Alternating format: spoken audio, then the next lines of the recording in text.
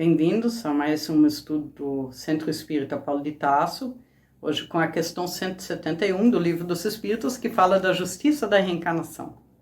Então, Kardec pergunta assim: sobre o que está baseado o dogma da reencarnação? E os Espíritos respondem: sobre a justiça de Deus e a revelação, pois repetimos sempre, um bom pai deixa sempre aos seus filhos uma porta aberta ao arrependimento.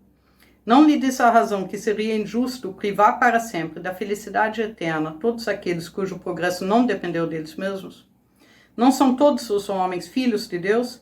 Somente entre os egoístas se encontra uma iniquidade, o ódio implacável e os castigos sem perdão. Então, a questão da reencarnação na doutrina espírita é uma das questões fundamentais que dão esse encadeamento do espiritismo e da própria justiça divina, para a gente conseguir compreender Deus na sua bondade. Tá? E é por isso que Allan Kardec chama o dogma da reencarnação. Embora o espiritismo não tenha dogmas, no sentido de que verdades absolutas que não possam ser contestadas, eu tenho que crer nelas para ir para o paraíso, a gente pode conquistar tudo no espiritismo, e pode investigar, e contradizer.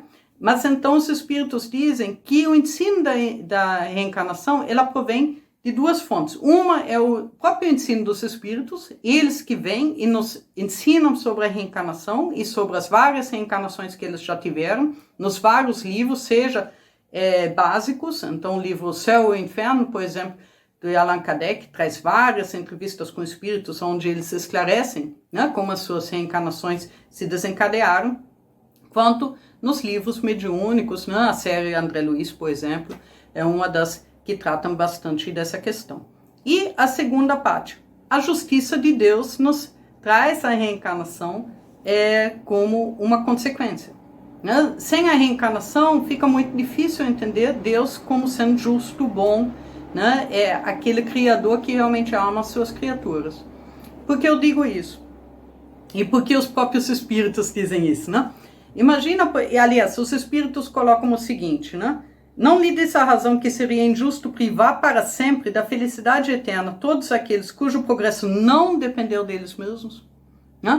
Então, nós vemos que a nossa sociedade ainda é muito desigual, ela é muito heterogênea, ela favorece ou dá condições muito distintas a pessoas diferentes. Nós já vimos num outro vídeo que isso é uma consequência das escolhas dos espíritos e da lei de ação e reação, Então, as reencarnações, elas vão sendo planejadas de forma que aquele espírito, naquela experiência, tenha o máximo de conhecimento. Mas, ao mesmo tempo também, e simultaneamente, Então, a gente tem questões onde, por exemplo, se eu falar, existe céu e inferno, e devido às minhas ações, a pessoa vai ser condenada, a um dado inferno, fica muito difícil entender a justiça de Deus. Como assim? Quer dizer, uma pessoa que é pobre, ou que se vê, por exemplo, compelida a cometer o mal, ou que num acesso de loucura, de raiva, de qualquer coisa, causa o mal a um outro, vai para o inferno eternamente, e é ali que está a grande questão. Vai sofrer eternamente, por quê? Porque errou em uma reencarnação? E será que essa nossa sociedade que é desigual, as condições de vida que são tão desiguais, permitem fazer esse tipo de julgamento? Se, por exemplo, eu tenho duas crianças, uma criança vive em uma família, numa região extremamente pobre, sem infraestrutura, sem saneamento, onde as únicas pessoas que têm dinheiro são criminosas, onde os pais não sabem ler e escrever, não tem escola, e essa criança se desvia para o crime, é só dela essa responsabilidade, ela merece toda a carga dessa consequência, dessa ação, inclusive no além-túmulo e, eventualmente, um sofrimento eterno no inferno. E a outra criança, que de repente cresce numa condição social melhor, que os pais sabem e incentivam a educação, que são honestos, que têm condições de vida, que alimentam bem, que cuidam da saúde, e essa criança se torna uma pessoa produtiva na sociedade, uma pessoa bem respeitada, honesta, é só a ela que cabe isso? Isso é uma prova da evolução desse espírito? Então, quando a gente vai ver, e ela merece o céu eterno por causa disso, ela merece o paraíso por se tornar uma pessoa honesta com essa premissa de uma infância mais fácil e de condições no início. Então, quando a gente vai aprendendo sobre a reencarnação, nós vamos vendo que, na verdade, o espírito vai, através das reencarnações, sendo provado. Aquela criança que hoje foi pobre, numa família desfavorecida, numa próxima reencarnação pode nascer numa condições de favorecimento. E aquela que foi honesta, na família que teve condições, no meio favorável, pode crescer numa próxima reencarnação, no meio desfavorável. E ali nós vamos ver se aquele espírito realmente é honesto, né? Se ele vai se desviar, ou ele vai se manter íntegro, sendo em meio favorável ou desfavorável.